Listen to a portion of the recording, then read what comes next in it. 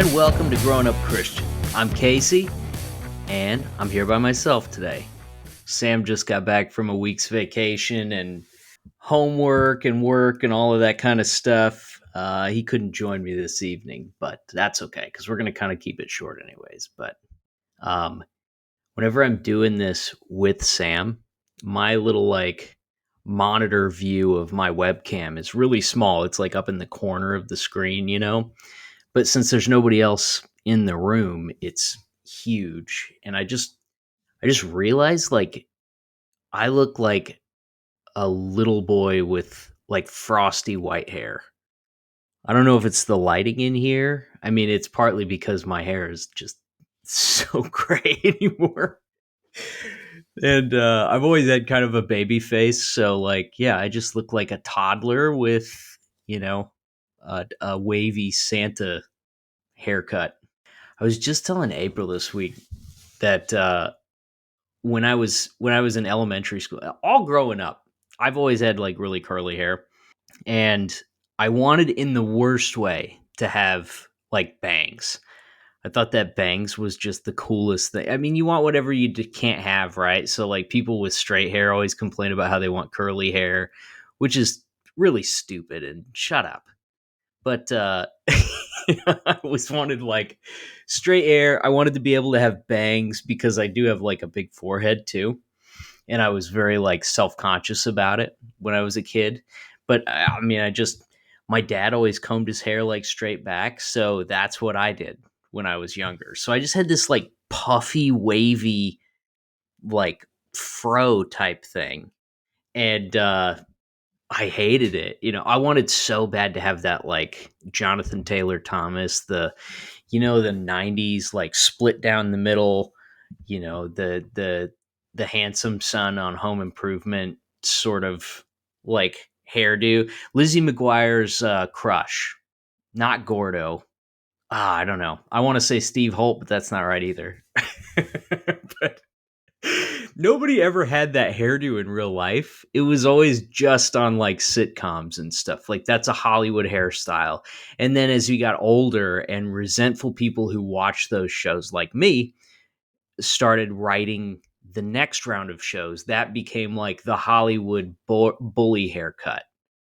Like if you have that haircut in a TV show between like 2007 and maybe like 2018, 2019, you're definitely like people on the show should watch their drinks around you. You're definitely like frat boy energy, probably gonna draw charges at some point.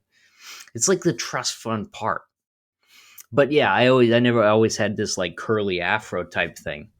And I remember there was a kid in my elementary school, maybe like third grade or something, and I think his name was Dustin.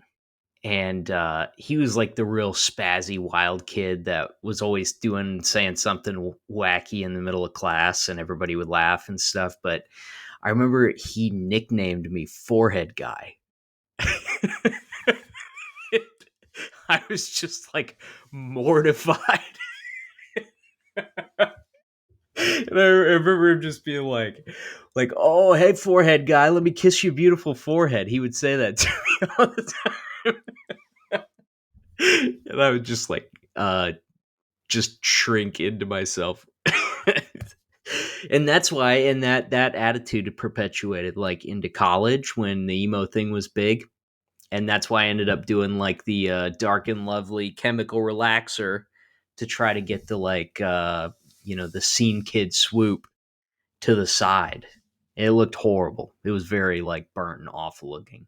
I've mentioned that before, but yeah, I don't know. Some people are like, as you get older and your hair starts turning more gray, like it changes texture and maybe it'll go straight, and it's not.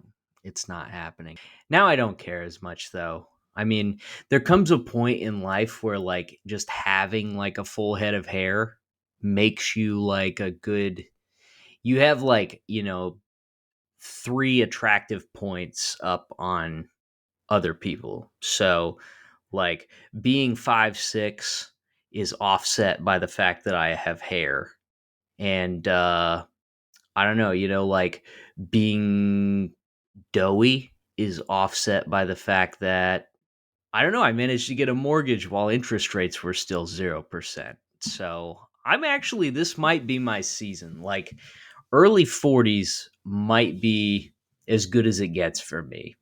And that's fine because probably late 40s is when my body chemistry is going to start to catch up with me and I'm just going to deteriorate rapidly. Like doctors are going to start asking me how long I've smoked for and I'll have to be like, I've never smoked. This is all like Diet Mountain Dew. Diet Mountain Dew and processed sugar are responsible for, you know, what you see on the inside. I'm gonna look like Krang like at some point here, and I'm just gonna go from being like everybody like getting. I got carded at the movies like probably 5 or 6 years ago. I got carded at the movies. I'm 36, and yeah, I had to show my ID to get into to buy R-rated movie passes. And I'm gonna go from that to like gray-haired baby to puddle of sludge, Bosk from Star Wars in a hurry. Burn victim. Anyways, so we have this is a special episode and it deserves a solid introduction here. So I'm going to do my best to take it on my own, but um, somebody reached out to us about a month and a half ago or something like that, and they said, hey, we've got this we've got this movie coming out. We're doing the promotion and stuff for it. We would love to have you guys talk to the filmmaker and discuss it. It's a faith-based movie, but it's kind of unconventional. It's not like a lot of what your mind conjures when you hear the term like faith-based movie or Christian movie, however you want to categorize it. And they offered to send us a screener, which that's like I remember the first time I got bumped to first class when I was traveling a lot for work, and it's like a solid feeling. There's a definitely like a one up sort of thing. It's like Mario eating a mushroom. That's what it feels like when you get upgraded to first class unexpectedly. And that's kind of what getting a screener feels like. Now, Boys Bible Study, those guys probably get screeners all the time. They're plugged in. They're high society LA dudes that talk about movies. So people probably all want to send them screeners, I guess. But for us, this was a first.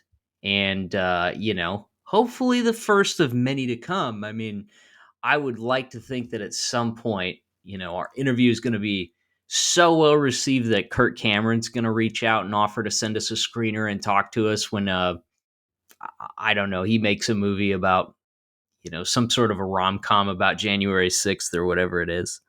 That would be pretty cool.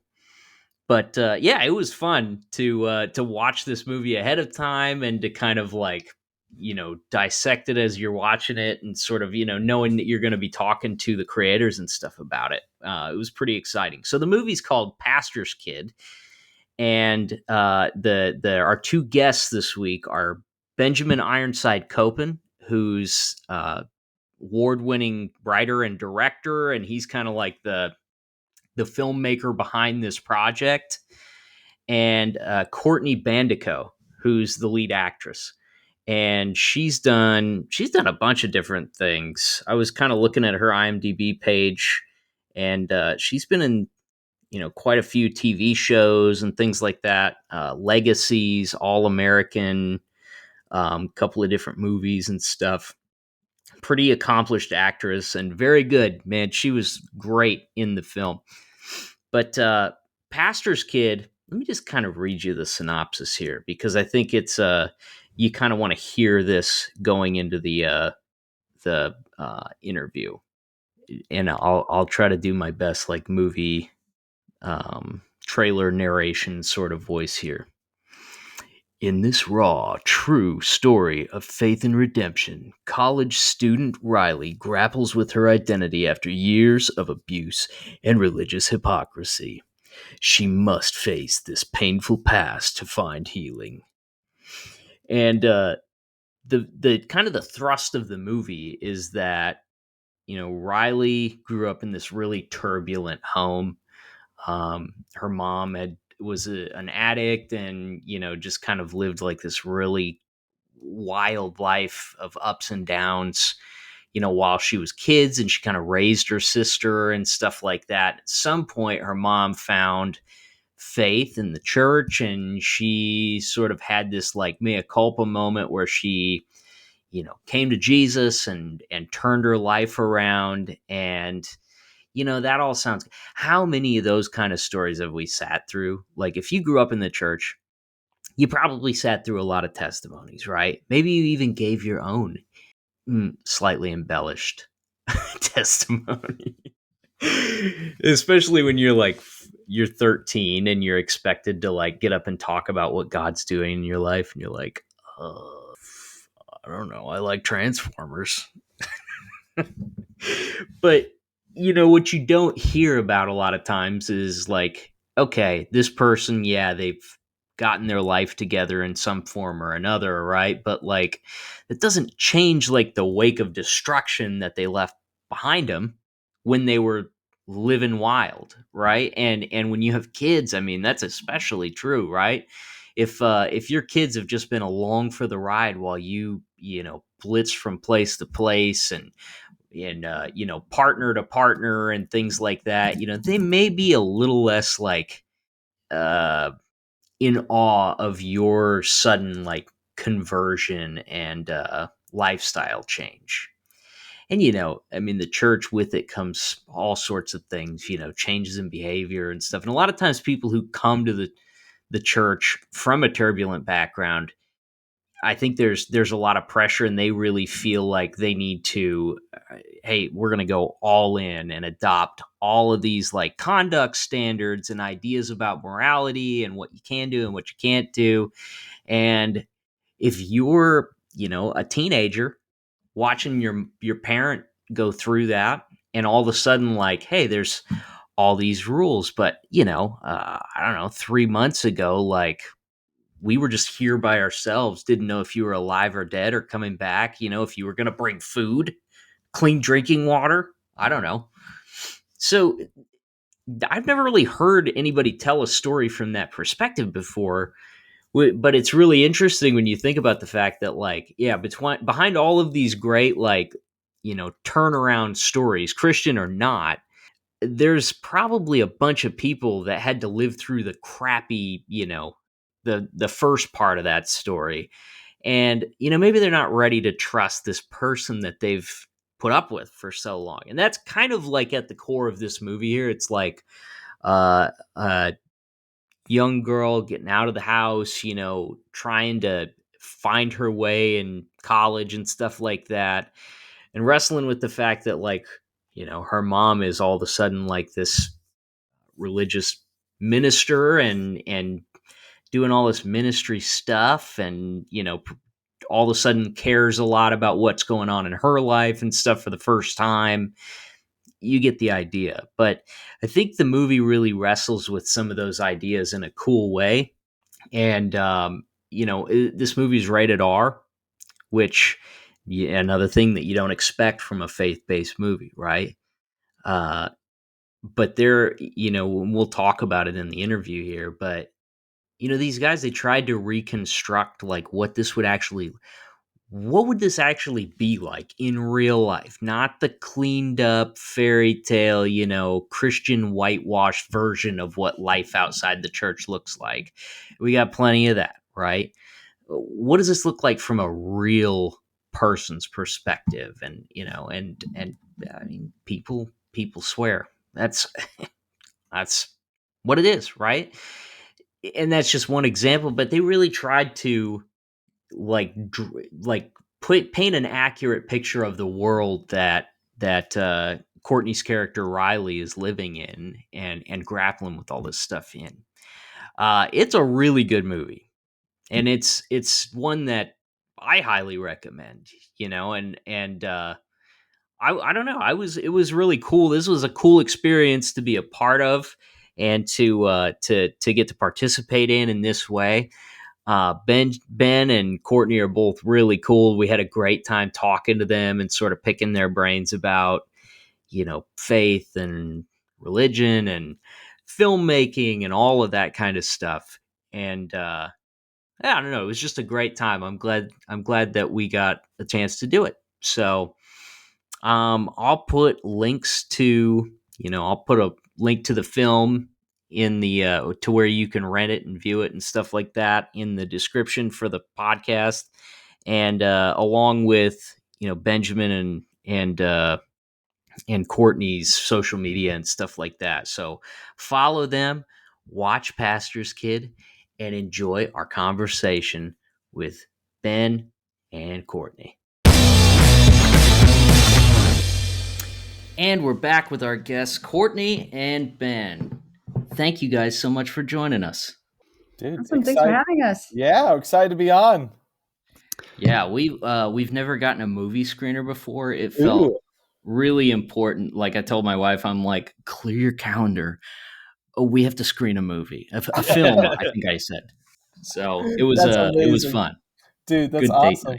It feels like a real privilege. I feel like anytime you get to see or hear anything ahead of time, you get to just feel like you are. I mean, look, I know where I stand in society, but for a moment, it feels like I'm slightly elevated. Yeah, Yep. Close, like vice president. You're pretty high up there. Yeah, real coastal elite. Felt like a real coastal elite for a moment. Dude, that's awesome. Sorry, Casey, did you just say Pastor's Kid was your date night? Yeah. We're honored. Hey. It went well. I think I got lucky afterwards. Casey's still thinking to pull you. There you go. That's amazing. Great date night movie. Great date night movie.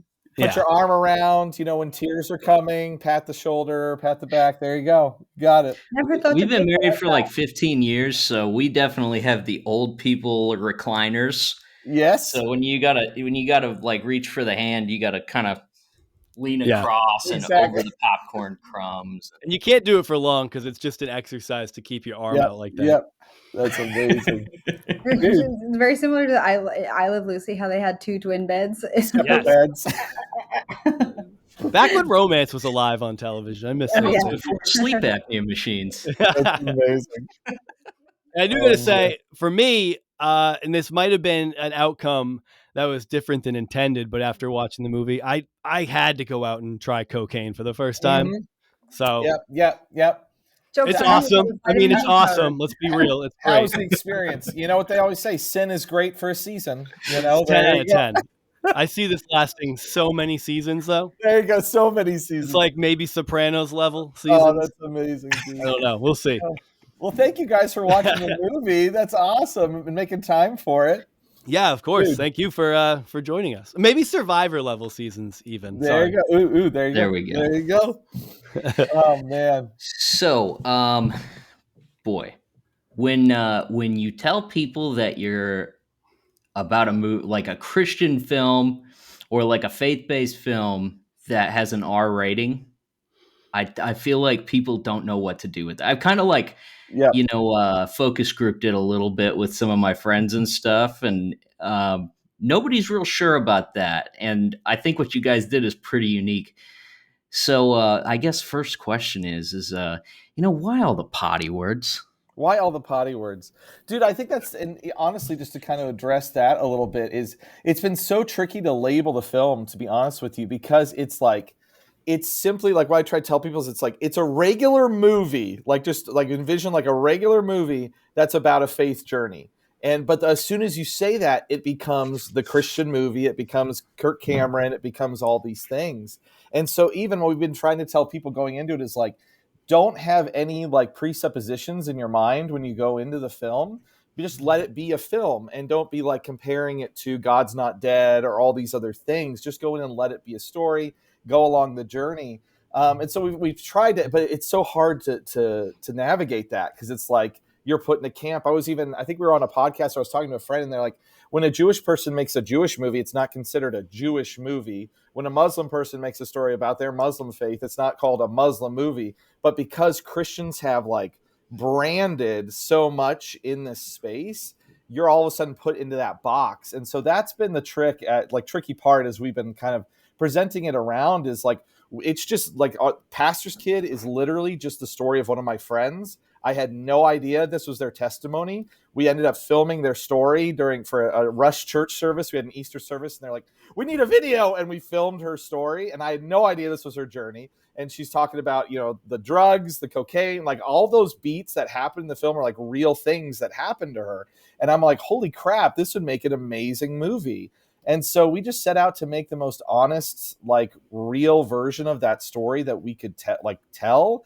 And we kind of were like, we don't really care if it fully like gets the full Christian audience, but we felt like there was this group, I'm a millennial Christian, that's like, we watch all sorts of movies with all sorts of language. We want things feeling honest and real and authentic. And it's like, let's make something in that vein that we haven't seen before. I mean, short of like the controversy of the Passion of the Christ, I don't remember a movie coming out that's like kind of stirred the pot as much as our little movie has with some of these discussions in these ways. And I think that's exciting that, you have some people that walk out feeling very seen and heard, and you have some people walking out feeling offended. But it's kind of like, that's kind of what we set out to do. So I don't know if that answers your question at all, but yeah. Yeah. Ben, I'd like to Courtney. touch on a couple things that you just said about, putting us being put into the faith film box. And I never saw that as a negative thing. I think being in a box and having a niche, that's wonderful. It's brilliant. The only thing about it was, can we build another little box inside of that one, or a branching off of the box, and like, can there be another kind of movie that does stuff a different way? Because we've been having these discussions about there's faith and family, and we love that genre, and it does amazing things, and it represents a large section of the community. But then we thought that there's this other subset of people that aren't seen by those movies at all, that say that, hey, that's not my view of things, that's not the life I've lived, that's not the reality I've lived, it's not the people I know. So hey, maybe there's this other kind of movie. And then Ben, you were saying about just wanting to depict reality. And so really, this is how people talk, and like, why sanitize it in that way? How do we best honor your friend's story without telling it really how it is, really how that friend circle was, really, the reality of it. Yeah. And I think what's interesting to your point, Ben, about like a Jewish film or a Muslim film and them not getting branded that way, and it being different for Christian films, is they really did like, I think the problem is, so like the intent of a lot of Christian film is, despite it not being viewed by people outside of Christianity, it's always feels like the intent is a form of evangelism or proselytizing. And so they've like kind of like, it's almost impossible. Almost, I think you can see it in movies, like other movies, like Doubt. I don't know if you guys know. Doubt with Philip Seymour Hoffman, that grapples with faith. Like, I think you can see it in certain like films that touch on faith, but it's weird as soon as you do hit like a quote unquote Christian film, it's like it's like for an audience that's not watching it, but validated by the audience who is going, this is what we needed. And it just gets strange. And feels like real, like inside baseball sometimes. Like if you're not part of that world or didn't grow up in it, so much of it's just not even going to make sense to you as an outsider. But so Ben, I know, and I want to touch on it a little bit more, but I know that you do have a Christian background. You grew up Christian. It sounds like you still identify as Christian. Courtney, did you have do you have a faith background? Yeah, absolutely. I do. I mean, I definitely grew up in the church, was raised Christian, went to church when I was younger. I will say, am I practicing Christian at the moment? No. However, I do consider myself deeply spiritual, and I still borrow a lot from my personal life from all denominations, I'll say, including Christianity. And I think that Christianity under an umbrella is just it has a beautiful, wonderful message, and I'll never say anything otherwise. Did you leave the church, Courtney, because you just wanted to sin so bad? That's a really good question. Right. I think It's amazing. I love it. I don't know. I don't know if it changed anything about the way I live my life or anything like that. Well, that's why I left. That's why I asked. Yeah, Oh, you did. You wanted to say.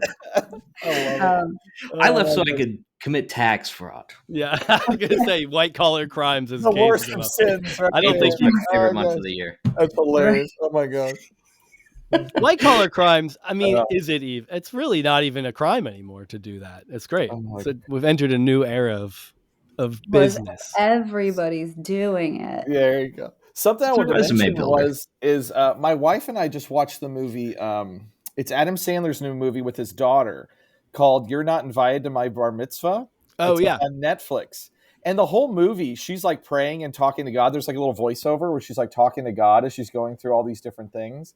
And I watched that one. And it's a pretty good little movie. I'd suggest it, but I'm over here like this is just it just is that she has this spirituality, she has this faith. It's not that it's trying to say everyone needs to be this faith or force it on you, but it's saying let's follow this character who has this faith as she's wrestling with God through this kind of this friend ordeal she has. And I think that's where for us, like making Pastor's Kid, that was kind of the goal, was that the whole hope was that everyone could watch this film and feel seen in some way and not feel like anything's being forced or pushed on them in some way. Does that make sense? For sure.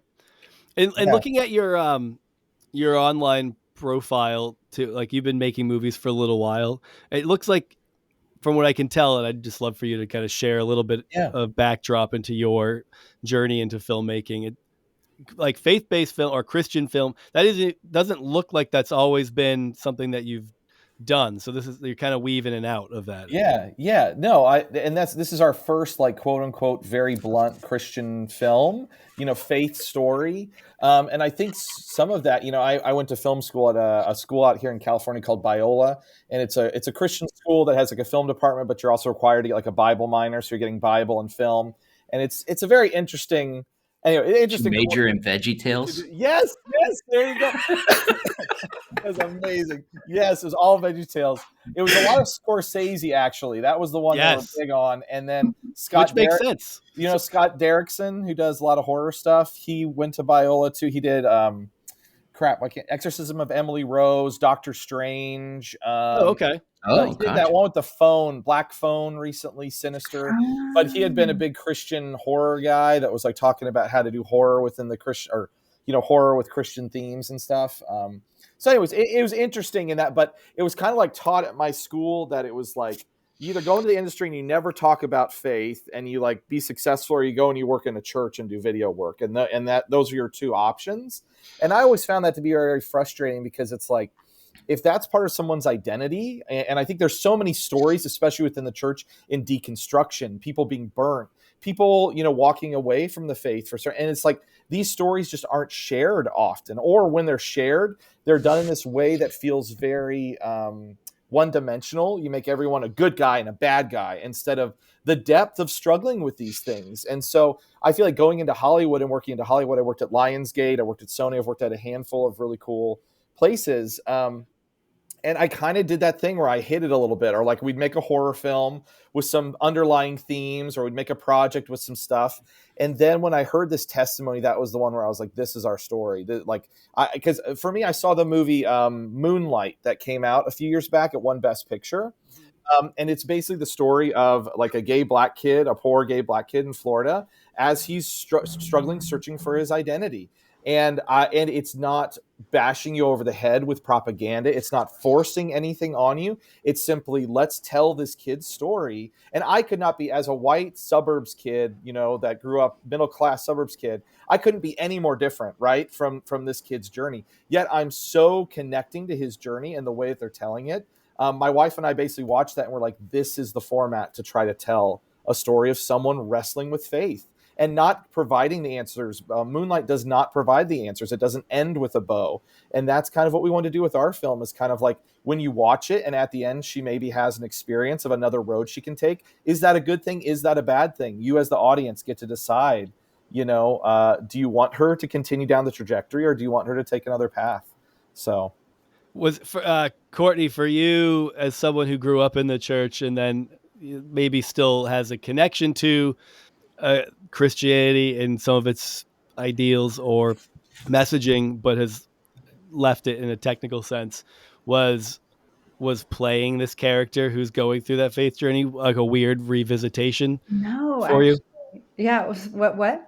No, that was it. Oh, yeah. Interesting So revisitation for you. yeah, and so it was actually like a really great thing to revisit and re-explore because I mean, in the kind of acting I do bring a lot of myself to it, and in order to do that, you have to examine what all that is. And so, I think in the beginning I did a lot of introspection about, everybody has a spiritual journey. What is mine? How do I use that one to bring Riley's to life?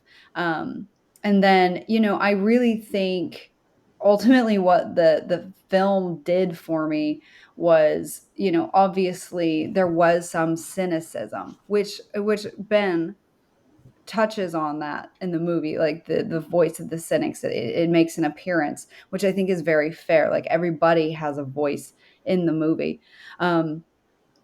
Still without telling you what to think, which I find very beautiful, Ben. But really, I said, okay, Riley is struggling and wants that connection. And so the first thing I actually had to do was dismantle all the cynicism to get to somebody who deeply desires this connection and love. And then just even objectively taking any construct out of it, I think we all can identify with that desire to feel connected and loved at a very base level, no matter who you want that love from. yeah, And so that really just, just like any journey I think you take with a character, if you want to go, if you want to get real deep, real universal and connected to it, you leave changed. You leave, you learn something from your character, and then there's some you leave behind, and then there's some you take with you, and then that's just something that I kind of just kept, which was, hey, I left more open minded, more loving, with a bigger heart, which is something you pray for, I think. Sure. Right. And then what was your Courtney, your trajectory into the acting world? I'm curious about Oh, when that started wow. for you. And Dorky theater kid. yeah, That's awesome. I think it was first so I play that changed your life. You were in it and you're like, ooh, oh ooh, wow, boy. the first play I ever did. Okay, it was the Stephen Gregg 1X. I was in a one-act play in high school, and then I played Shelby Eatonton Latchery in Steel Magnolia as my sophomore year, and my sister played my mother, and so the casting was perfect. So we looked a lot alike. That's so awesome. so it was great. And then I don't know, and then doing theater, like competitive um forensics style stuff in high school. And then, my life could have been a couple different ways. I was also in the band. I was in the percussion section. I did strings, I played the guitar and all that. And so it was just sort of I was just sort of this artsy fartsy, music and not musical theater, music and theater kid. And then I just kind of couldn't get away from it, really. Then, I went off to college and then couldn't get away from it. Then I said, well, I guess I got to go to LA. And then it just sort of, I think it's just, found it when I was 16 and just kind of just never stopped. And then still on that journey of just, hey, just doing it. That's awesome. I feel like filmmaking is one of those industries that feels so foreign to most people. Um, like it's like in maybe like two areas of the country predominantly, like Right. Georgia and growing in Georgia, but or the Atlanta area, I guess. But then like in LA, and it's like it's insular, it's foreign, it's only ever on your TV. You have no interaction with people who are in that world, and it just seems like an impossible. It feels like an impossible world to break into, but of course you have like this A-list, right? You're, if you're Robert Downey Jr. and you're like, oh, I've been in movies like forever, right? And he found his way into it, and you become those like those people. You go, they just seem like completely untouchable. But there is an entire industry going on underneath them where it's just like people are making movies, people are putting their heart and soul in. I mean, even their finances on the line for these things. And I don't know. I feel like it's such a cool industry, but feels so disconnected. Like people feel so disconnected from it. Like, what was it for both of you, I guess, that made you feel like I can just fucking do this if I want to? Start with you, Ben. Go ahead. Yeah. I think for us the big thing is, so we work in the commercial space is kind of where we make our money. Is we do work primarily in beauty. We do a lot of big beauty companies, and so we've acquired a lot of gear over the years, and so that's where every year we try to make an independent feature film with the gear that we have, because we'd have it in the garage right here, right next to me, where we can go kind of make a movie. And so that's even with Pastor's Kid. It's like, our crew was like 7 people, something like that. Courtney, 5 people, something like that. It was very, very small, very, very intimate. My wife and I wrote it together. She produced on it. We had another producer friend that came on board. I shot the film as well. And so we were able to just be kind of small and intimate. And my big thing is like, even over story, even over everything, is just performance. It's like, how do we get authentic feeling performances? And that's just what, like, that's my like drive, is like, story is great, and I love having stories and having a decent script to follow, but if you don't believe those characters are really who they are, it just doesn't work. And so that's where even finding Courtney is like, this movie is literally all on her shoulders. Like, even if you're not like interested in a faith discussion, if you're looking for like a solid performance piece of like a character just getting put through the ringer and wrestling with these things, I feel like the film holds its own in that regard, because she just has so much depth in what she brings to this story. So yeah, that's that I love that kind of smaller, intimate approach in making films, and that's really cool. Yeah, Courtney did amazing. So thank you.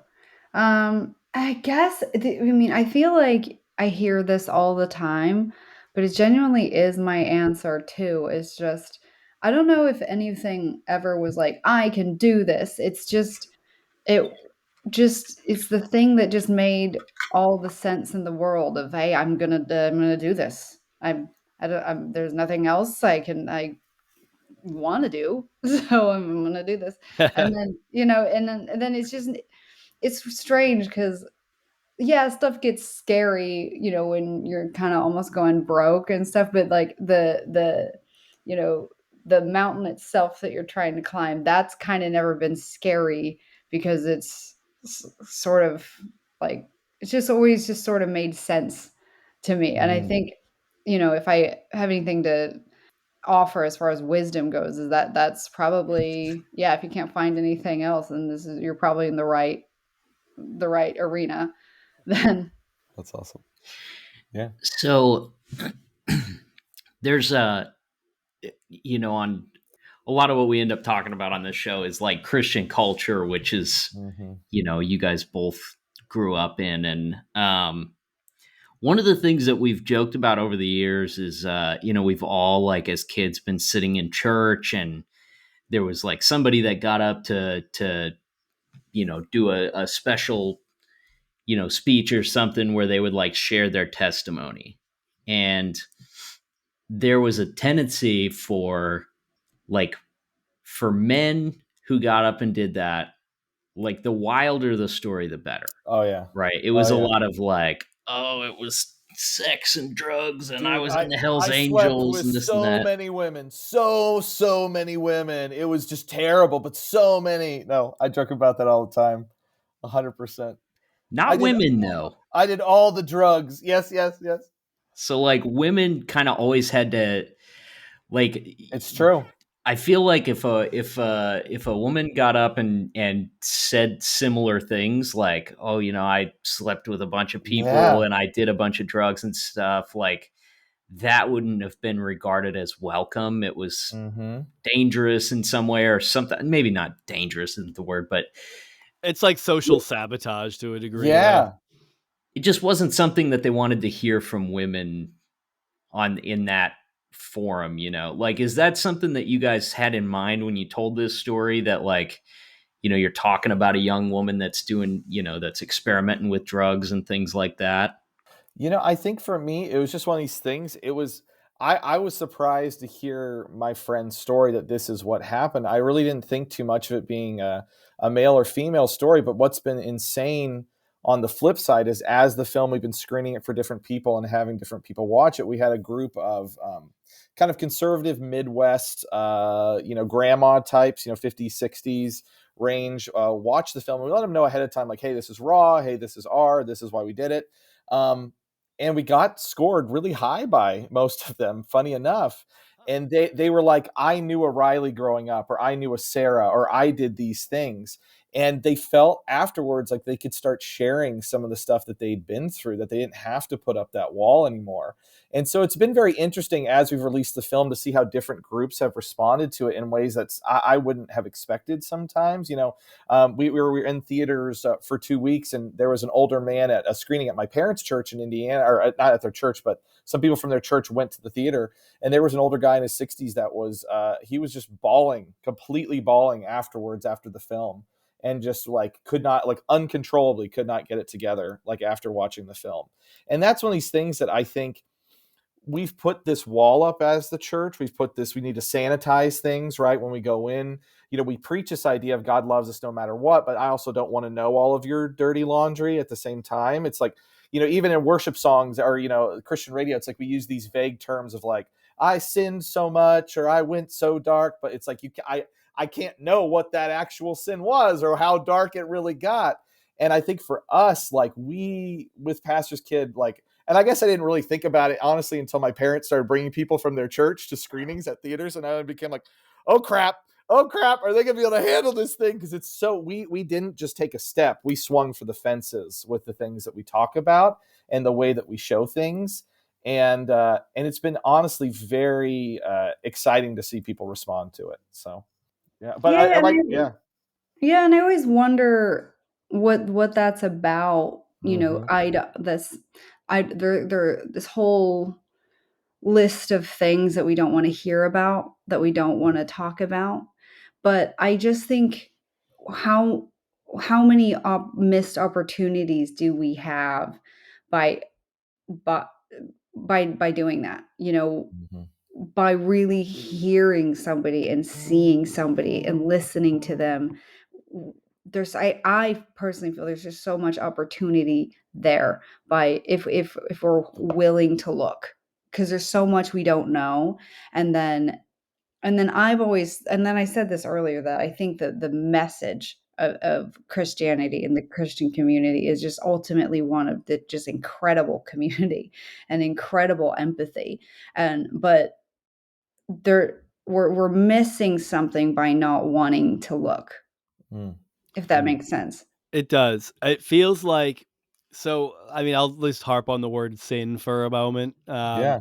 Yeah. And that's what people get concerned about, as though there's this idea that you can within Christianity, I think I would say it wasn't necessarily said, but something I experienced growing up in the church was that you can, yeah, God's love is unconditional, but it feels like the concern is personally is offending God in some way. And I Yeah. think that's what's really tiresome about this word. It's there's a lot of time spent. I did this in college too. There's a lot of time spent on trying to decide what sin is. And I think this Mm-hmm. permeates human history too. You go through, even if you look through the Old Testament or the Jewish scriptures, whichever Right. way you'd Right. like to call it, you just look at the way that throughout history, throughout Judaism, there's been a conversation of all right, so you can't work on Sunday. Now we have to sit down and figure out what work, or Saturday, whatever. Yeah, you Yeah. have to Yeah. figure out Yeah. what work is. Is Mm-hmm. work turning your lights on and off? Is work, and you have to be in this constant conversation, and that could be an act of reverence, but it also just could delve straight into legalism. And Absolutely. I think my experience was often legalism. It goes, Mm-hmm. this is sin. We've labeled this sin. Now it's something that you can't do because it's bad, because it's bad, because it hurts God's feelings, maybe, or maybe they go Mm-hmm. because it's unhealthy for you. But it never felt like the you was the concern. It was Exactly. Yeah. you setting yourself up as a pariah, you setting yourself up as someone who's opposed uh, to Christianity. and perhaps even this idea that if our beliefs are true and God is supposedly working through all the people here, if you go down that road, it kind of calls into question what kind of work God's doing in the people who claim to be Christian. So I think there's a lot there, and I think that you taking the time in your film to just allow that to be what it is, and you can see, maybe it's just like a fun thing maybe doing coke was a fun thing to do on a Saturday when you were in college. Maybe it destroyed your life. I watched it with people drinking. You go, Right. you're now 22, you're about to graduate, and you're like, you kind of start looking at your friends going, you were doing it for fun and your life is Yep. in jeopardy if you keep going down this road. And you really do, you have to like sort it out on an individual basis. And I think I'm talking too much, but No, I love that. Here. It's like, who's it about? Who's it ultimately about? Right. And I think that you kind of sidestep what in your film, the activities that people are engaging in, and actually just make it about the individuals involved. Well, that's the hope too, is like, even as we were filming it, we didn't want to damn anybody. Is we wanted everybody to, and we had so many characters that you could so easily be like, oh, like this is the pothead friend who's making all, and he's just this guy, or this, the one that always gets me is the stepdad, is, he's yelling at her, and says this. And we were very intentional about, him taking a beat and apologizing, and not just letting him be like, oh, now he's angry religious stepdad, we're going to call him that. And then her friend, Tim or Lance, even, who's this boyfriend, you know what I mean? That's kind of just a side character. It's like, how many times in like real life have you ended up one-on-one with your friend's friend, and you're like awkwardly there, and then all of a sudden, I've had times where it's gotten deep with random people that you wouldn't have expected it to get deep with. And so that's where we really tried to make it a human story. We tried to be very unjudgmental of people's lives and just say, Courtney's put it the best way. She's like, this exists. How are you as the audience, are you going to interpret that, or what are you going to take away from it?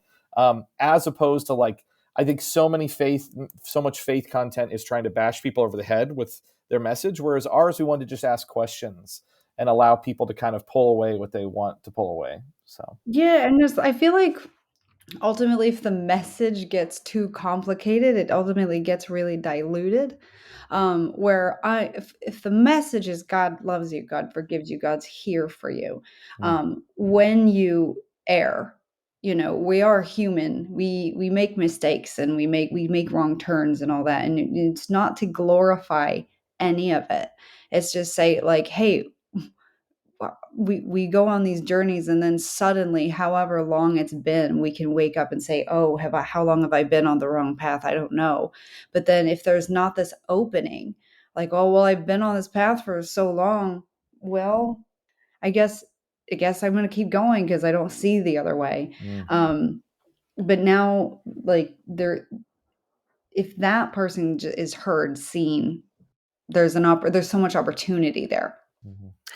I feel like one of the other cool things about how your story differentiates itself from a lot of, like, just the typical faith-based stuff that we've all seen in the past, youth group movie type stuff or whatever, is that there's a tendency within, when you're given a nice, clean, clear-cut testimony, that, like, the people that were in your life at the point at which you were, downtrodden or at your worst, or like you hadn't turned the corner and accepted God or whatever, like, they're kind of universally portrayed as like negative characters that you needed to distance yourself from. Like, there's not really room for them to be, decent people that were actually your friend and were good for you to be around.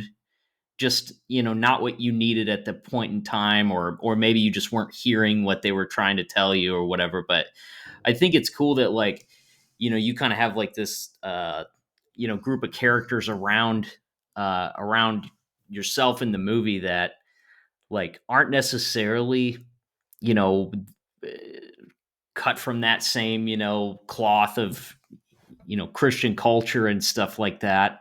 But there's never the sense that they're like bad for you in the story. Like, they're your friends, they're there for you, and when you need them and stuff like that. They had overall like positive, uplifting advice to give you. it just wasn't like, hey, you need to get right with God, and I think that's kind of cool because, I mean, if we're being honest, like, that's just the idea that you're just going to cut all these people out of your life because, I don't know, they drink on the weekends or something Right. is cartoonish. Right. Right. And I think, this whole idea that sin might be contagious if you're around it. Oh I yeah. don't know. I don't know about it, just because it takes the onus off of the individual, and their own autonomy about, and how in line they are with their own values. I mean, I can certainly be around anything, and I can certainly hold tight to my moral code, my own one that I've assigned to the one that I've chosen to live by, and by no means is contagious, because maybe I've been thinking about this lately, about people who come into my life, and it might be me who needs to be in their life for a sec, because I feel like we're always looking like, okay, why is this person in my life, why is this person here with it for a reason, a Right. season, or a lifetime, but really I might need to be there for them. you know so I don't know. And That was just that's what Bill Gates said about visiting Epstein's island. Oh, there you go. There you go. what. Oh no. No. No. Everybody just jumps to the negative, and Please. hey, maybe he was Oh, there no. to help those people. There you go. That's why, right? There you go.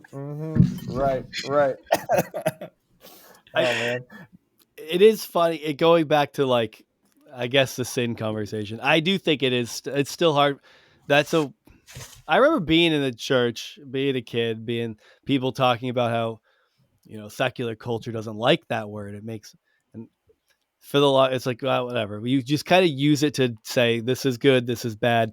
Right. And then you kind of get older, and I'm like, oh, I kind of get what they were what the secular culture was talking about now, because it's like, again, boiling these things down to, like, individual actions. Look, I mean, there's things we universally understand as wrong, of course. Obviously harming individuals to certain Right. degrees. Right. There's something that everyone everywhere will just level on. Yeah, that's obviously wrong. But it feels like the bar for sin isn't just like a person's interpretation of wrong. And I feel like you did like a good job of the film of, like, you didn't really address, like, the extent to which you addressed the actions of the people in the film was the extent to which it was harming their lives and their relationships with other people. And I think you touched on that without having to talk about, like, the action itself being wrong versus the impact that it's having on your relationship with the people around you, I think is a healthy delineation. And I think that intentionally, unintentionally, I think you made that in the film without making it obvious. And I think of, like, it's one of the things I connected to in the film, even, is like, the story of Riley and her mom is, my grandfather was he had his come to Jesus moment, like, after half of his kids had grown up. So, like, half of his kids get to experience him as, like, this loving, kind, sweet man who stopped drinking and got his shit together. And then the other half of my dad's siblings would, like, kind of struggle with their relationship with him up until the day he passed away. And I think I mean, all their experiences are valid, right? The forgiveness, the lack of forgiveness, the inability to forgive, the desire to forgive, like, that's all part of the human experience. And I think having that narrative intertwined is really important. I think it's starting an important conversation, and I don't think you tried to finish it or say that things have to go a certain way, but I think it starts an important conversation. Yeah, even like growing up, it's like, and I'm so glad that you mentioned that, because like growing up, my mom worked with kind of at-risk teens in a ministry. And we went to church with a couple of guys that were kind of in the ministry. It was a brother and sister. And, the dad played keyboard in the church, right? The dad had been a terrible drunk, and, he'd beat up the mom and threw her down the stairs multiple times, became a Christian, and now here he's playing keyboards at the church. And so, we were kind of working with these at-risk teens. They were in our group there. So we're getting the kind of behind the veil stories. And, we're like, why, they were not wanting to go to church. They were selling drugs at school, all the stuff, the regular stuff, drinking, partying, all the stuff. And, And I remember basically them sharing, like, every time I walk down those stairs, all I can see is mom sprawled out on those stairs that dad threw her down. So when I go to church and I see him playing keyboard and playing worship music, it doesn't do it for me. Like, that doesn't fix what my experience was.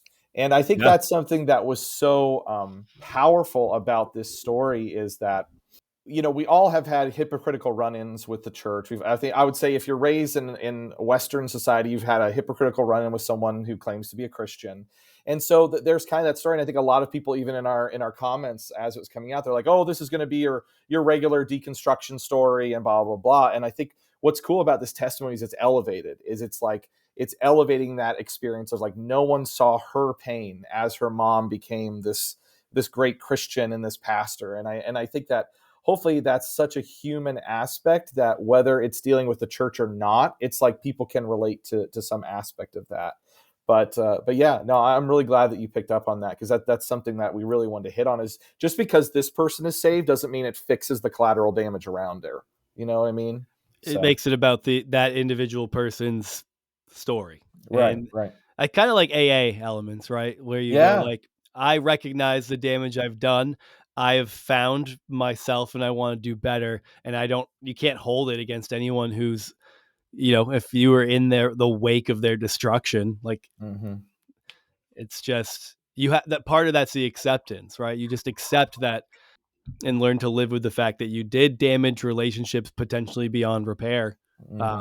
But you can't let that hold you back from finding your path forward too. Well, and I think you start to see that we talk about, you know, Riley has this trauma throughout the film that it's like, our movie, we've been telling people it's more of like a day in the life of film, right? There's not like a huge plot that's pushing everything forward. You know, I make a joke that in like a traditional faith film, she'd have been a drug addict at the beginning, and by minute 15, she'd be like saved and going and helping kids in another country. But our film, I really wanted to not just let those traumas be washed over, but it's this idea that we're following her in this everyday, you know, kind of boring life that she has in a way, and things are triggering these traumas that she has as a kid. You know, my mom has traumas. She grew up alcoholic family that became Christian, then became super legalistic. At one point, my mom had been in an orphanage as a child with both parents alive during Christmas. And so I remember growing up as a kid, whenever we would go to like a store that was selling Christmas things or Christmas music was playing, I could see my mom have this flick in her mind where she got sad all of a sudden.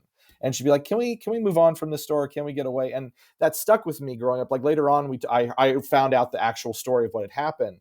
And so that stuck with me, that it's like, you can be with someone in the normal, boring, everyday life, and these triggers are popping up constantly. And I wanted to make a film about that trauma and not just washing over it and making it easy that like, oh, I'm a Christian now, everything's good, or I have this and everything's good. It's like, no, like you have to process through that stuff. So I have that reaction to Mariah Carey's voice too. I know, I'm telling you. When it kicks on at Thanksgiving, it just, you know, it really brings it back. The old October surprise. I love it. Get out of here. That's awesome. Oh, dude, I love it. So, you mentioned Kirk Cameron earlier. Mm-hmm. I would love to see like a rivalry break out. You guys could have a really cool like Ben Shapiro, Candace Owens thing going on. Oh boy. I don't know. Can I read? I want to read you this real quick. We got a review that I want to read you real quick. It says, this movie is God's Not Dead if it was good. As in, this was made with... Does that mean God is dead? Because that might yes, there you go. So where God's not dead if it was good. As in, it was made with love and empathy and not hateful arrogance.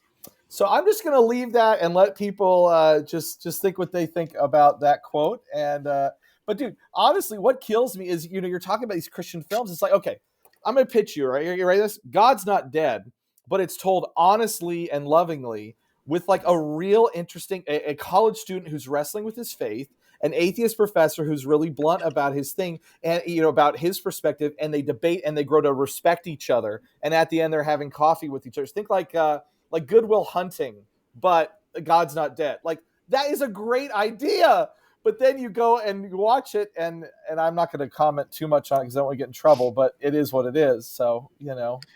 Well, we've commented on it enough over the years. I've listened to you guys talk about it before. Yeah.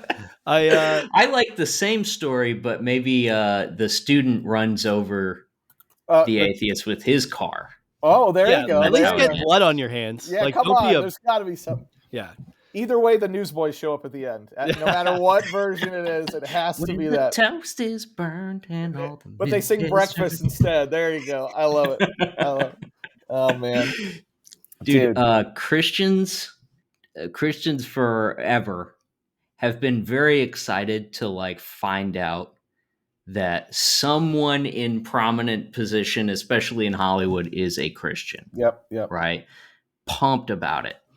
Mel Gibson's the one that comes to mind, but John Voight, for some reason, they claim John Voight, even though he's dude, just a crotchety old prick. Kanye West, man. Kanye West. Oh, wait. Oh, yeah. I don't know. That's a good one to wrap your arms around. Kat Von D. We talked about her recently. Yeah, that's cool. She switched teams, and now she's blacking out her entire body. She's going full body blackface. Just what? That's amazing. So all of these, there's been several celebrities that have announced like that they've converted to Christianity or Catholicism. Catholicism, so boring. What do you think is driving that? And who do you, as being that you're on the team, who are you hoping you guys draft next? Oh, me? Are you talking to me? Yeah. I don't like. We're claiming Courtney. Yeah. She's on our side. Okay, cool. Yeah, I don't like. I feel that I'm a welcome, humble guest. There you go. I love it. Wait, I'm the outsider. Thanks, guys. I feel ostracized over here. Man, well, she humbled herself like a good Christian, so I don't know actually. I don't know. I haven't seen that in a while, so. Oh, dude. No, dude, I hate how they like. You're right. Anytime any celebrity mentions God, just even a vague idea of God, it's like Christians do eat it up, and they're Chris like, Pratt. and they claim it as their own. Yeah, and you're over here just like, hey guys, like maybe don't look to them for more like any moral character, or don't put them on a pedestal. But if you really believe it, maybe just like read your Bible more and study about Jesus more, but maybe don't put these guys up on this pedestal, because it's like Kanye is the perfect one. Like, I don't mean to be, I'm not trying to rag on him. I don't know where his faith journey is or where he's going to land or whatnot.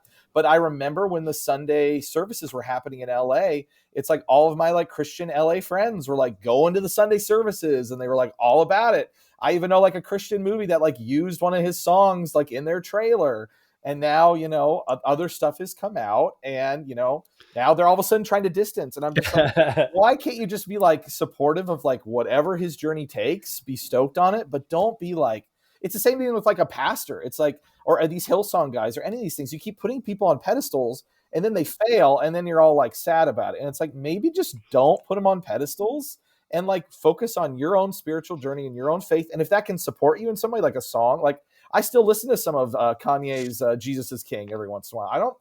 I listen to all my Christian hardcore. Half of those guys aren't, Christians anymore, So it's like, it doesn't matter what their journey is. If it's like, growing me or making me think spiritually, then that's all that matters. So I hate that they put them up on pedestals because then they fall and everyone gets all crazy about it. So it's like, just stop. Yeah. Just stop. There's definitely been stages or, Reichs to Kanye's journey spiritually, and he's in the third, I think. Do you remember Jesus Walks back in the day? I remember loving that. Even like one of the music videos has like these like angels popping up everywhere, and I love that as like a youth group kid. I was like, dude, this is legit, man. And it's just like, just go along for the ride. I was all for him until he trashed George W. Bush, and young me was very upset about that. Oh, really? Okay. He's gone through a journey. Yeah, he's really come full circle. It's incredible. and then another circle and another. You guys have any run-ins with one of our favorite people to talk about, and is Catherine Crick. She's casting out demons in LA. I don't know if you guys have any use for that kind of technology. Wait, who is that? How do I not know that? Catherine Crick. She was like supposedly she went to LA to become an actor. That didn't work out, so she became a scam artist instead and started casting demons. She got like big time saved and she just casts out demons outside and stuff. It's cool. Oh my gosh, I'm gonna have to look that up. Yeah, That's crazy. There was That is one of the funny things talking about like trying to make the movie like a day in the life and make it accurate to like you said, like this is how people talk. And one of the things we joke about all the time is that like you watch these videos on TikTok and stuff of these like ministers like casting demons out on the street and everything, and these people like scream and snarl and bark and stuff like that, but they never swear. No potty words. No potty words. It's hard to sell it. I mean, that just shows you why we get in trouble with Christians wearing potty words in our movie, because even demons don't use potty words. So we're worse. A long time ago. No, not to. And If you use potty words, you end up in a herd of pigs jumping off of a cliff. Oh man! You know, we know that's why Jesus did that. Yeah. It's so hard for me though, because it's like, and I don't want to rag too much on all the Christian films out there, but it's like it's so hard for me because you show a life before Christ, right? Before Christ, and it's not too bad compared to like when then they see the cross in the field, and then all of a sudden everything's fixed, and you're kind of like, what really changed? Because that's where it's just like what Courtney and I talked about, how so many Kirk Cameron type movies, there's the cross in the field scene, where it's like they go out to the field, they have their God experience, and then they're changed. And in our movie, we have that same type scene. Well, we're true to genre with the trope. It's a trope, and that didn't include it. But it was real. It really happened in this girl's story. And so I was like, we're going to take it on. We're going to try to make it as authentic as possible when she has this moment. What will that be like? And that was a struggle for us. We had to figure out what that looked like. So it was much more moving than Kirk Cameron doing that and then going and installing like Covenant eyes on his computer. Oh yeah. I remember that. I have a couple of logistics questions. The first one, did your friend actually have someone leave a duffel bag of cocaine? Yes. On her front? No fucking way. Yes, absolutely.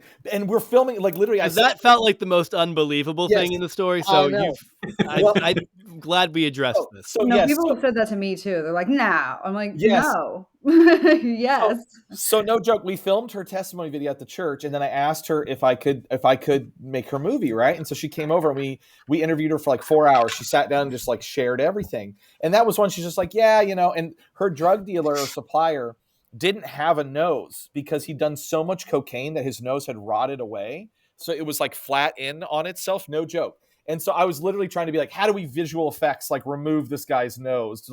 But we couldn't figure out. So we just darkened it. But she was just like, yeah, he dropped, the reason why he liked her is because she wasn't an addict, is that she could do just a little bit of coke and she would just like walk away from it. So he knew she wouldn't like steal her supplies, basically use her supplies.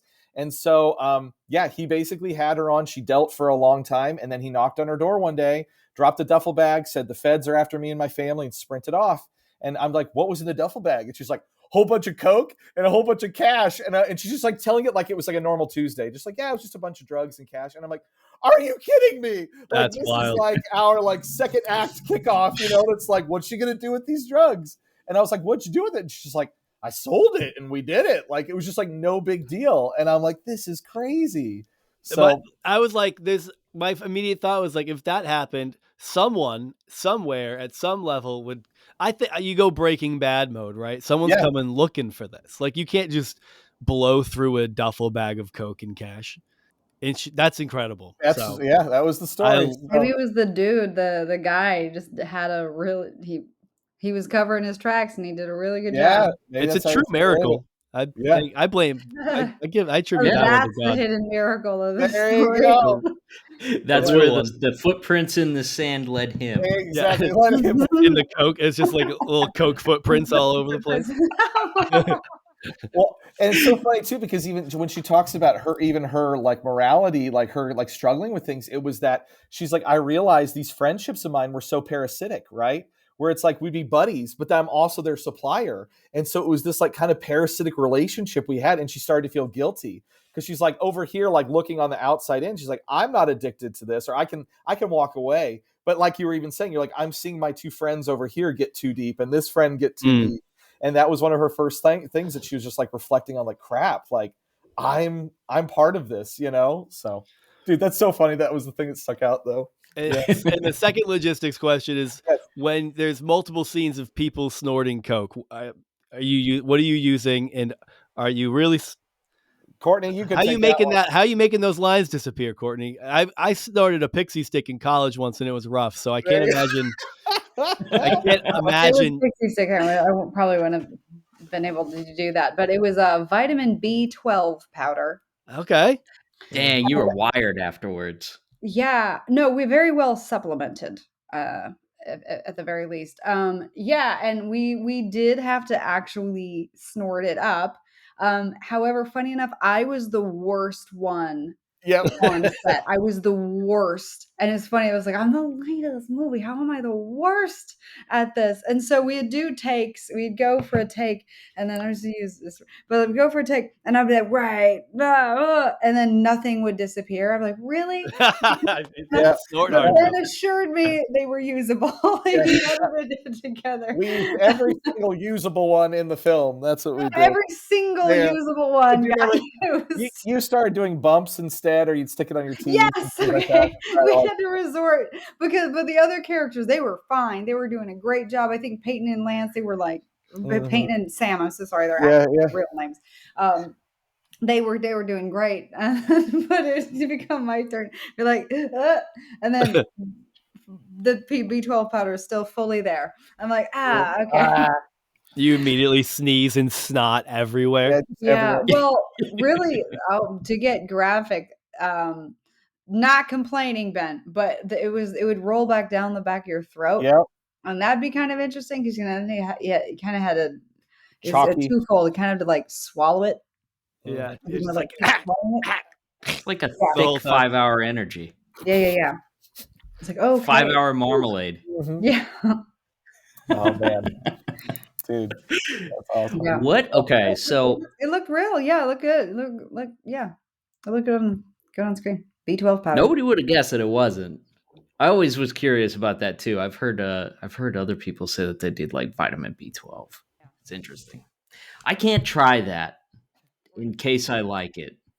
The I B12 actually or got a cocaine. vitamin B12 shot this week. I was at the doctor and they were like, "You want us to put some vitamin B in the back of your arm?" And I was like, "Absolutely, I do." And I can't have that around either. There you go. Right. Yeah. Oh, did it? Do you need help? Do we need to talk about it now? You could talk about it here. It's safe. It's safe. Addicted to B12. Intravenous I'm not B12. doing cocaine or anything, but I do run the risk of like being one of those sad like local news stories about a person overdosing on like Monster energy drinks. or Oh something. boy, well, that's even worse. That's It's the what- one yeah, part of him we've- that's still in youth group. I've seriously like considered smoking because it would be less tacky than what I do. Monster energy drinks? He doesn't drink. He Not doesn't necessarily drink water. tacky. I'm just worried about a diabetes diagnosis. He drinks sugar-free ones Wow. only, which are Okay, then never probably mind. worse for you. It's too late in the game to start worrying about diabetes now. That's awesome. Yeah. So okay, if you were to take any movie, right, and you had to like, okay, your project is to take a movie that's already exists, and you're gonna reshoot it with a faith-based spin on it. Yeah. What comes to mind as like the one that you would want to do? Transformers. Ah. I guess is it supposed to be a good movie afterwards, or are we trying to make something like cheesy? Oh, either or both. Oh boy, this is Yeah. hard. Do you want to ruin it or do you want to try to make it better? You could go The any house direction that you want. Jack built. Oh boy. All you do is just make Jack a pastor, and you're good to go on that one. But There we go. Well, this is actually kind of funny because a lot of vampire movies are kind They of do. faithy. yeah, But Yeah. it would be really cool to see Blade sort of if the end of it was like God intervenes. I mean, I know that's like Deus Ex Machina. We don't like that in films, but like, what if it was like that? What if it was the Pope? What if Pope shows up. or the What if Pope. Just Yeah, the fucks Blade Pope. up at the end. Yeah, Beats the the shit out of him with a giant iron a lot cross. of power. A lot of. what if it's, guys? Let's see if you get this reference. What if it's Bible Man as Blade? Oh God. Did you ever hear of Ooh. Bible Man? Oh yeah, we had his Bible Man's daughter on the podcast. Aw, that's awesome, dude. I need to Yeah. listen to that one. She had a Great. cool story. She was super cool. She's Yeah. great. Dude. Growing up, what it was like growing up with all that. It's awesome. I mean, Yeah, but I do find that interesting, and I was thinking about that a lot. I think just a couple of weeks ago, just like, hey, vampire movies, they're faith based, because I watched Vampires, like I think it's just called Vampires. It has Stephen Baldwin in it, and It's got to be good. yeah, well, like Stephen Baldwin is the lead. I forgot the name of the lead actor, but it's just this old sort of grungy vampire movie, and it's got Catholicism all over it. Yeah. So inherently it's in that, and The Conjuring, even it's in the church. Like there's priests and and so it's always funny. Like these spiritual, supernatural horror films, they kind of circle Catholicism and Christianity, but like it'd be fun if they were like a little bit closer, or even people call The Exorcist film, because the priest in it, he is fully struggling with his faith, and and he is fully like, will he leave the church, will he stay in the church, will what is all this, and so it's really sneaky. I thought a show that actually did a good job with this dynamic was Midnight Mass. Yeah, I haven't watched it yet, but I've heard great things. Yeah. It's that was really good. It's fantastic. I mean, there's some parts where like conversations go on for a long time between people, and it starts to like, you almost start to lose it a little bit. Like it feels like a forced dialogue. But overall, I thought the way they interacted with the faith element and what ultimately feels like a vampire. It could be a monster story. I feel like it's a vampire story. That was my thought on it when you get to the end. But here's mine. I'm going to give this one it's sort of done. We got hit up one time to do a Christian zombie movie of some kind. And I'm a big fan of like George Romero zombies, like Dawn of the Dead, Day of the Dead, all those like classical ones. But does this have anything to do with the COVID vaccine? Zombies. No. Well, I mean, if you are, but like, I still think it would be legit, and we've never seen this. I want to see Guillermo del Toro make a Revelation movie. That's what I want to see. I want to see Guillermo del Toro with like freaking demons and angels fighting in the sky, with like literal Jesus riding in on a horse with like blood and all the creatures and stuff. We got to go to he had like an art gallery in LA that we got to go to, and they had the angel from one of the Hellboy movies. It has all the eyes on it and stuff. Yeah. Like legit. And I'm just like, I want to see Guillermo del Toro tackle some or like the book of Ezekiel, like go do all those crazy Ezekiel angels with like Guillermo del Toro. That's what I want to see. Movie adaptation of like This Present Darkness by Frank Peretti. Oh, dude, that would be legit. Get Guillermo on that. I'd watch it. Demons fighting in the air and Guillermo del Toro style. That'd be epic, dude. Yeah. Courtney, you had said something. I totally missed it. It was, what is it? I don't know. No, You I did just say said something. get Guillermo on the phone right now. Oh yeah, right now he has to do this. It's such a good idea. We've talked a good bit too about like just Bible stories. Like one of my favorite as far as like an entertaining story, I think would be like, because who did the Moses movie? Ridley Scott. Yeah, and you're like, some Christians had a problem with that. Ultimately, I thought it was I didn't love it. It's too long. I don't like movies usually anyway. I don't watch a lot of them, to be honest, but was like, it's hard for me to like sit. I watched your movie, so that was maybe the third movie I've watched this year. Oh wow! Okay. No, not even this in a year. I think I've watched this. I think in the past year I've watched John Wick 1 through 3. I still have to watch 4, and I've watched Pastor's Kid. And man, we're in wonderful company. A bit of a cinemaphile, this guy. Or children's movies. I watch children's movies against my will. I shouldn't say against my will. It's a pleasure, but I feel like watching movies with your kids doesn't count as like watching movies. Right. But anyway, what was I saying? Oh, Samson, because he's just, I don't want people to make these stories Christian. If we're talking about like Right. good Bible stories, like don't make it Jewish. Make it Right. like that's what they did with Noah. I said Moses. I meant Noah. Yeah. Um, but I like that idea. And Samson is like brutal and violent, and Mhm. he just kind of sucks the whole time forever. And you're like, Right. just make that story.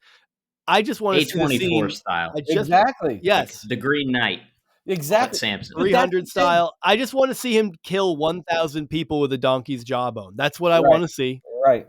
And that's the thing is there's like so many, like even like I enjoyed Noah. I enjoyed aspects of Exodus, Gods and Kings. There's some stuff that drives me crazy in it, but it's like I love some of the questions that Noah asked and some of the things that it like brought in from other perspectives and other like Jewish points of view. Right. Like I want to see like Darren Aronofsky who did that. He did Black Swan and all these other films. I want to see him do Job. Like Job, just like a nihilistic, like dark story of this guy basically being, beat to hell throughout this whole thing, but he has this reliance of faith of some kind. You know what I mean? It's like I just You already made the whale. you already, oh, there you go. There you go. Ooh. There you go. There's opportunities for for this genre, for that world to just to do better and be better. And Right. I think you guys are participating in that. So thank you. Dude, thanks, man. Yeah, I think there's a hope that it's like, do you guys watch like, okay, The Chosen at all? Have you seen any of The Chosen? I haven't. I've been wanting to check it out. It seemed worth it. I would say I was very defiant against The Chosen for the longest time. I was like, I don't want to watch a Jesus movie or show. Like, I can barely handle a Jesus movie for too long. And the way I view it is, if you've ever watched the show Friday Night Lights, if you take the show Friday Night Lights and set it in Bible times, that's kind of The Chosen. And so however you feel about that, you'll feel about that. And so there's really good parts and there's some other parts that are just kind of slow and drawn out, but it's trying to basically tell a character drama within the story of the Bible. Like there's literal moments that feel like Breaking Bad in it, where like the Roman soldiers are coming to get Peter, and then the next episode it like cuts away and it tells a completely different story, and you're like left on this cliffhanger for like an episode or two. And so I've been telling people like give it a shot. Like I had to do like a whole first like half of a season to really get into it. But I like what they're doing. You know what I mean? It's like they're trying to push things forward. Even like what was it? Mark Wahlberg did one called Father Stew last year. That was like, or it was last year, 2 years ago. It was like an R-rated film about, this guy's story of faith. And I'm like, I like what they're doing. Let's just keep pushing that envelope and tell some of these stories in ways that people who aren't of the faith can come and enjoy it, and have a powerful experience instead of it, like you're saying, preaching to the same audience, just puffing ourselves up. It's like these stories are human stories. So just tell them as human stories. So. Yeah. Absolutely. Dude, you might get the chance to do that. Daily Wire might call you up to do the Kyle Rittenhouse biopic. Bring it. No. I would love it. No. After you finish your COVID zombie movie. Oh, man. That'd be amazing. Hitting Daily Wire next month. There you go. Both of them at the same time. Dude. Well, sign me up. That'd be amazing. Courtney's on for all this. She's stuck her all this. Yeah. I'm like, yeah. Like, that's why I want to have conversations. Mm-hmm. Whatever the conversation may be, it's great, I love it. Dude. Well, man, I'm so glad that we got to talk to you guys. Thank you so much for spending an afternoon with us here. And we really loved your movie. I mean, I can't think of a faith adjacent movie that got me thinking as much as yours did. And I really feel like you guys accomplished the goal that you talked about of just giving us a realistic view rather than the kind of whitewashed church testimony version of events that it would be easy to make out of a story like this. I think it's real and it's impactful and it has a lot to say and there's a lot to process and digest after the fact. And man, it's great. Where can people find it? Dude, thank you, man. Yeah. So we're still in, what is today? We'll be out of theaters tomorrow. So we're still in a handful of theaters. It's Wednesday, March 27th. We're still in a couple of theaters, but we're out of theaters tomorrow. And then we'll be on Amazon Prime probably in about a month. So yeah, sometime in April, it'll be up on Amazon for people to see. And guys, I just have to tell you, it's been so awesome to see people's responses to it, because you have people who are of faith and people who've been burnt by the church and people who aren't of faith of any kind walking into this movie, and they kind of all come out, like you're saying, like wrestling with some of these things and wrestling with these experiences instead of like being offended or having something like pushed on them. It's like they're talking about it, and that was the hope the whole time. And so I'm so thankful that you guys watched it and got that kind of out of it. So Yeah, absolutely, man. dude. Oh, I was gonna say, pastorskidthemovie.com is where they can go, and we'll have, when it's up on the VOD stuff, I'll have it all up there for people to check out. But yeah. And do you guys have social media where people can follow you? Yeah, if people want to come hang out with me on the internet, I've got Instagram. It's just my last name with another OT at the end, BANDEKOOT. And there's whispers of me making a TikTok, but I don't know. For now, it's Instagram and Threads. That's it. Dude, awesome. And then we're at Ironside Films is my company. So if you go track us down on there, it's just IRONSIDE Films. And that's where we are. Excellent. Well, awesome, guys. Thanks everybody for listening. I'll put links to all of that down in the show notes here, and we will talk to you soon.